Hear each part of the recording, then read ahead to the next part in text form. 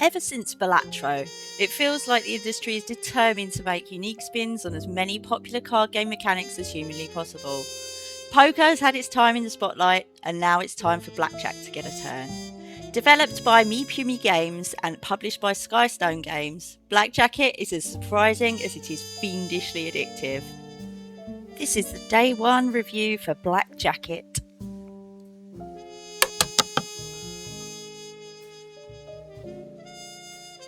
In Blackjacket, you play as Chris, attempting to play your way out of hell by winning games of blackjack against other tortured souls. The general premise of the game is to win coins in your matches to pay the boatman to carry you out of the underworld. You're guided in your journey by a character named Reed, who amusingly sounds a little like British scientist Professor Brian Cox, but creepier. Reed will gently encourage you in an introductory round before the main journey begins. Where Blackjacket differs when compared to other roguelike card games is the surprising focus on narrative and the mystery as to why we're in hell in the first place. Through some very smart delivery, the character's past becomes just as tantalising as the gameplay on offer. Without wanting to spoil too much, it becomes apparent as you progress that you know many of the souls you're pitted against, and each time you beat them, more memories from your time in the lands of the living are unlocked.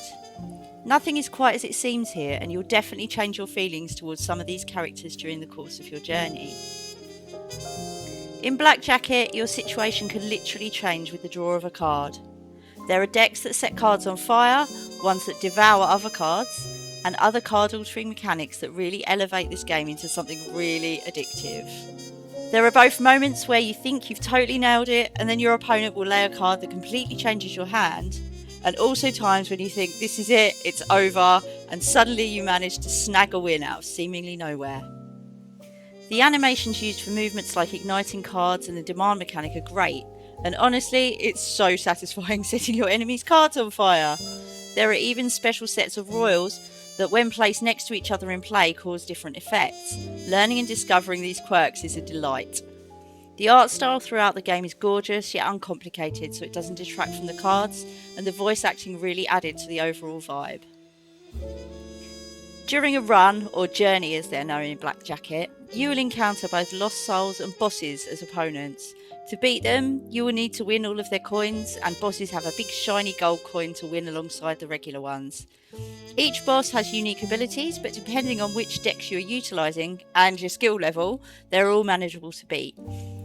You will need to beat each boss a total of 6 times to progress further through the story. A journey is complete after beating 3 bosses, at which point you give your coins to the boatman, who then tells you need to gain more, and so you begin again. I don't want to give further spoilers about how the game changes later on, but just know this: shit gets crazy.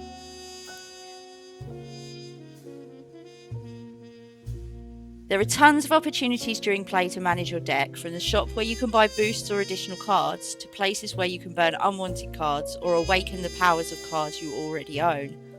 Being able to manipulate your deck like this makes every run totally different, and there are seemingly unlimited combinations of cool tricks you can pull off.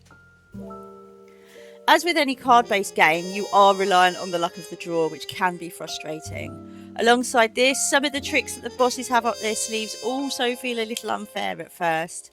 However, you can also gain these abilities yourself during play, and it does encourage some out-of-the-box thinking. I managed to pull off some really cool moves that I didn't realise I could do until I did them.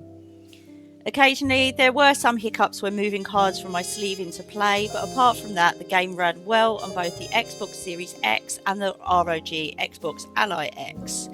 There was an irritating bug at the time of review where a black screen appeared at the end of a run.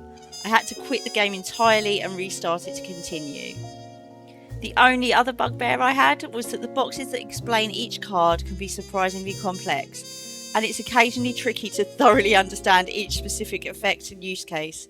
Sometimes the amount of text can block the view of the other cards on offer, though there is a handy view change option to keep in mind what's actually happening on the board before making a choice. Blackjacket is an addictive, well thought out and stylish gem of a game.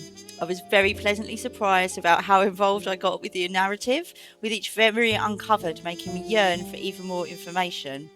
Overall, the developer has done an excellent job of elevating a simple game of blackjack into something genuinely special.